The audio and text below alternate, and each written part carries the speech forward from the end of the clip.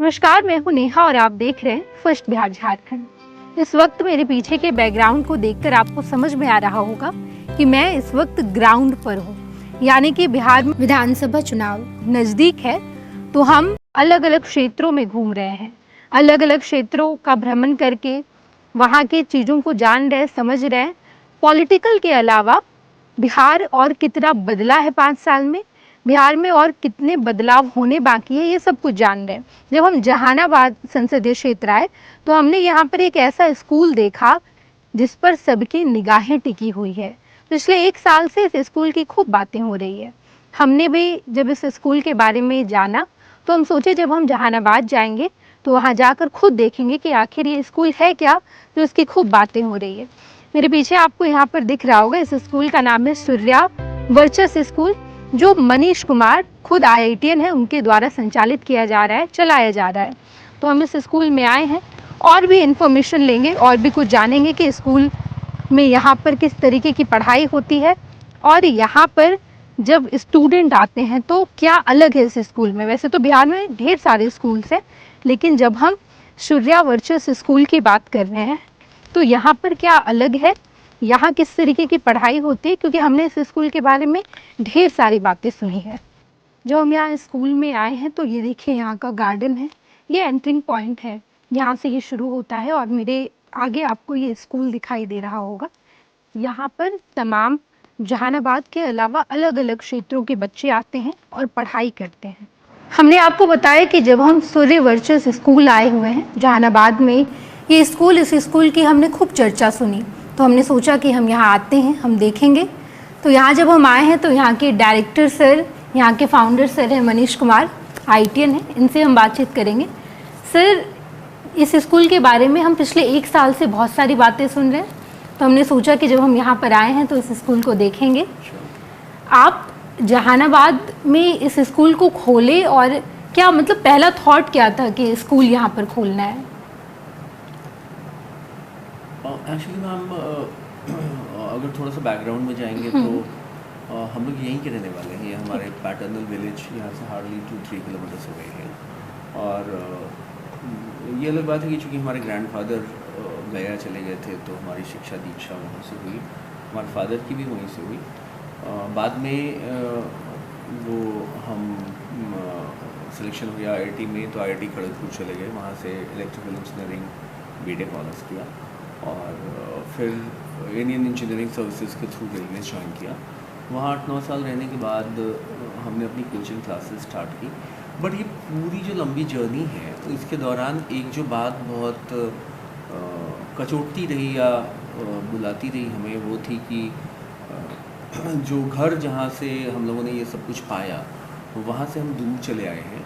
एक तो अपनापन बाहर में मिस होता है, वो थोड़े दिन के बाद पता चल जाता है। दूसरा कि यहाँ पे कुछ करने की लालसा कि हम अगर करें तो बाहर के बच्चों को पढ़ा रहे थे, 10 साल हमने पढ़ाया।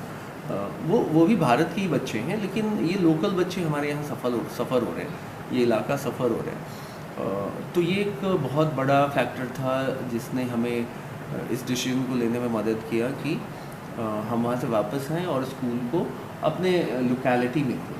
बिल्कुल सर, बिहार में पलायन बहुत, माइग्रेशन बहुत हो रहा है, चाहे वो नौकरी के पर्पज़ से हो या एजुकेशन के पर्पज़ से हो। हर साल डेटाज निकल कर सामने आते हैं और वो लगातार बढ़ता जा रहा है। बिहार के बच्चे UPSC क्रैक करते हैं, BPSC, PCS एग्ज़ाम्स या फिर IIT नीट की बात करूं, बिहार के बच्चे हर जगह होते हैं, लेकिन पढ़ाई दूसरे क्षेत्रों में जाकर करते हैं, दूसरे राज्यों में। लेकिन आपने जब सूर्य वर्चस स्कूल खोला तो यहाँ पर वो सारी पढ़ाई हो रही है जो बच्चों को वो मदद करेगी कि वो IITian बन पाए या नीट क्वालिफाई कर पाए।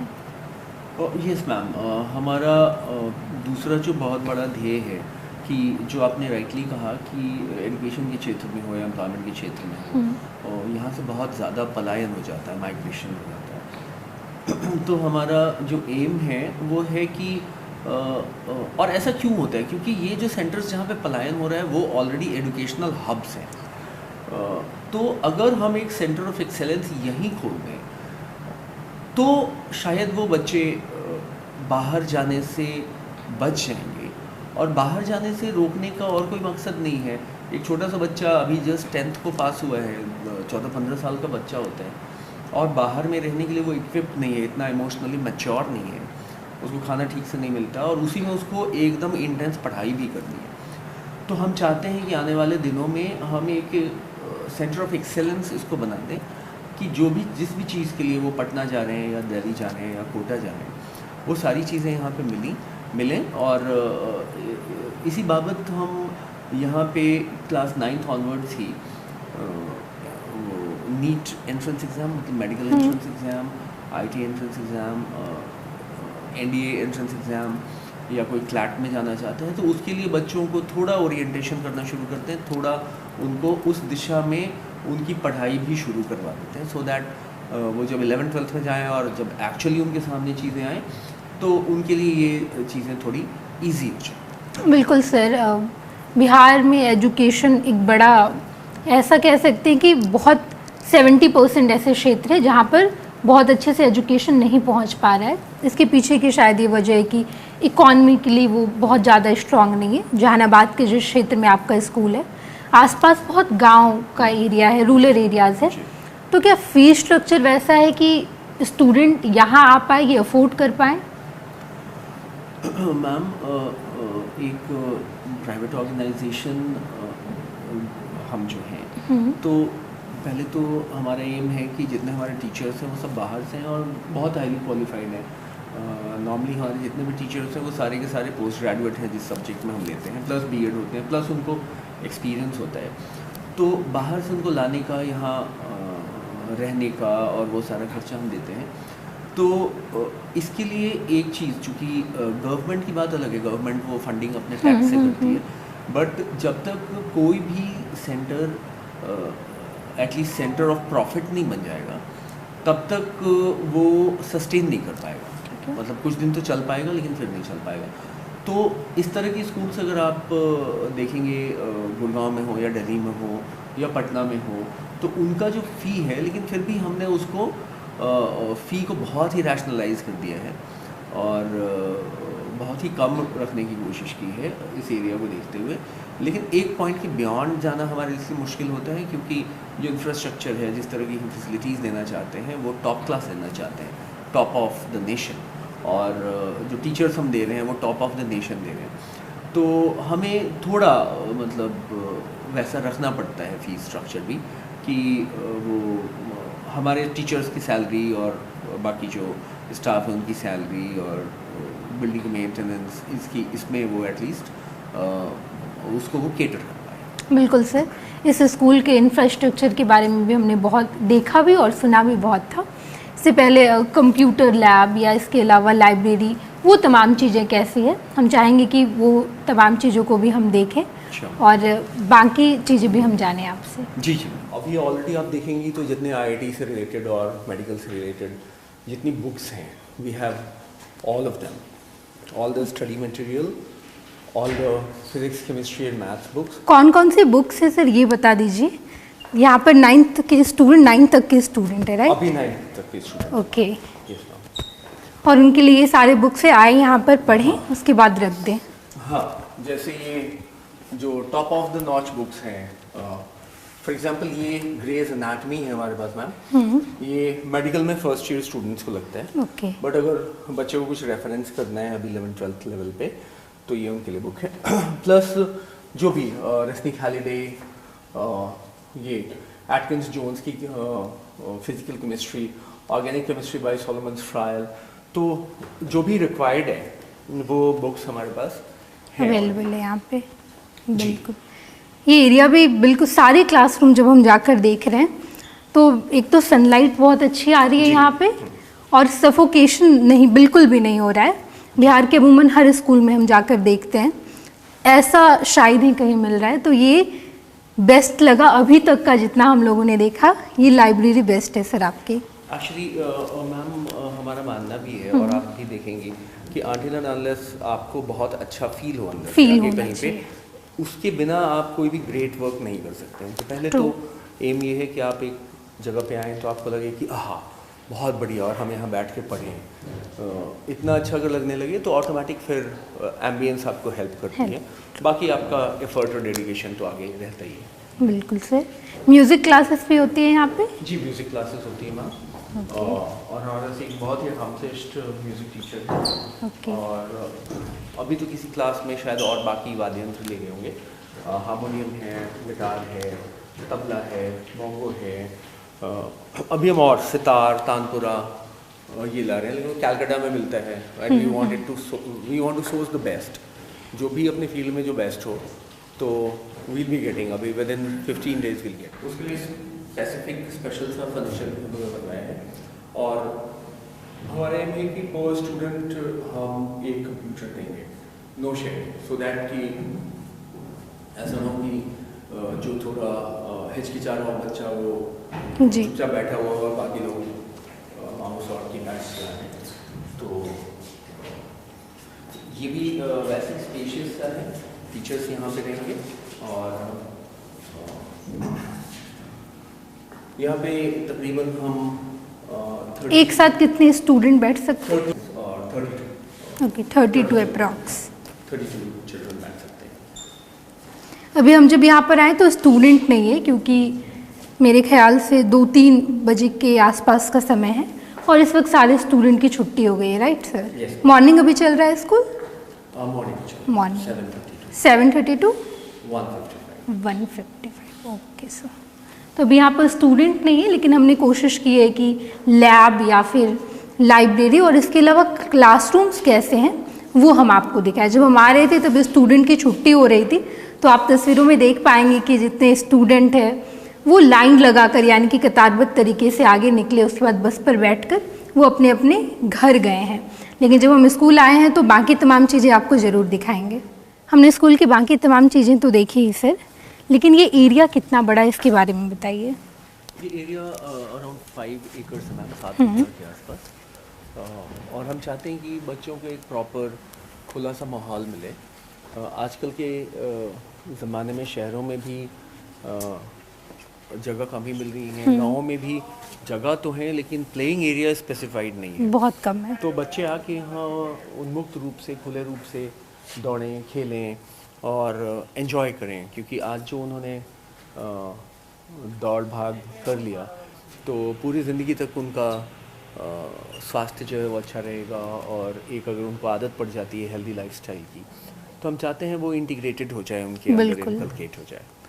या इसके अलावा यहाँ पे प्लेइंग ग्राउंड भी बनना है या अभी और भी चीज़ें होंगी? नहीं, अभी यहाँ पे? बनना है मैम। हम यहाँ पे लॉन टेनिस का एक प्रॉपर क्ले कोर्ट लेके आएंगे। अच्छा। और उसके बगल में बैडमिंटन, हाँ। वॉलीबॉल, एक football field, Olympic size becomes very very big, 100/75, मतलब बहुत ज़्यादा एरिया हो जाता है वो। तो वो तो हम यहाँ नहीं कर पा रहे, लेकिन एक उसका 1/3 ऑफ द ओलंपिक साइज का हम एक प्रॉपर प्लेग्राउंड टाइप। ग्रास लगा के और हम एक प्लेग्राउंड इसी में उसका प्रोविज़न है। बिल्कुल सर, ये तो ग्राउंड की बात हो गई, लेकिन हम जब यहाँ पर देख रहे हैं तो आसपास बहुत सारे खुले मैदान हैं, तो बच्चे जब यहाँ पर आएंगे तो सेफ्टी सबसे बड़ी चीज़ हो जाती है, इसके बारे में कुछ बताइए। हाँ मैम, जैसे हमने बताया कि हमारा बिल्डिंग इटसेल्फ डिज़ाइंड है बाय वेरी रेनाउंड आर्किटेक्ट। और अपार्ट फ्रॉम दैट ये जो स्ट्रक्चरली हमारा बिल्डिंग है वो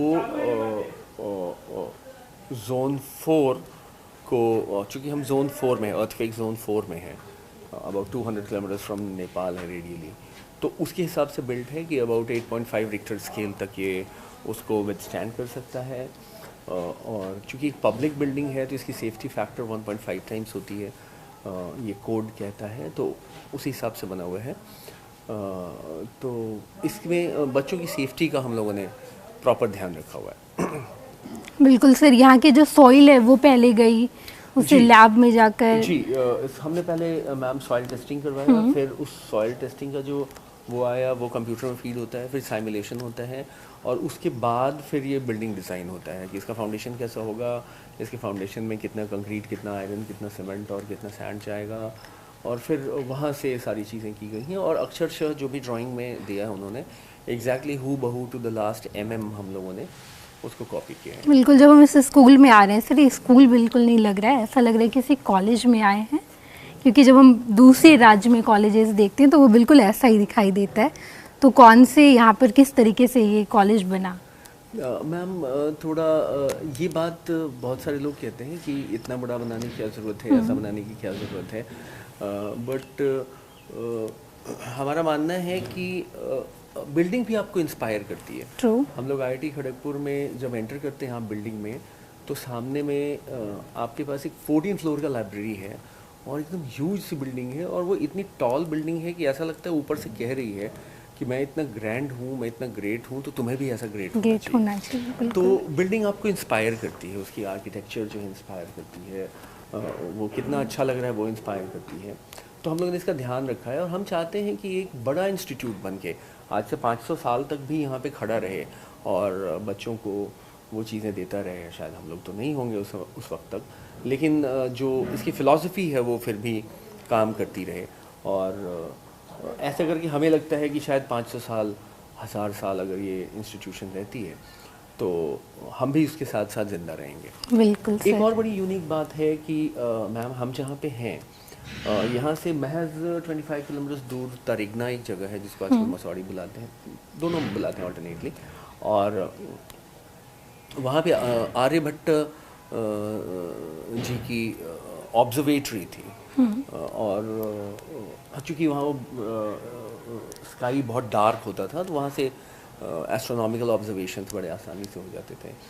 यहाँ से महज 45-50 किलोमीटर्स अवे नालंदा यूनिवर्सिटी है जो कि एक समय का ग्रेटेस्ट यूनिवर्सिटी था।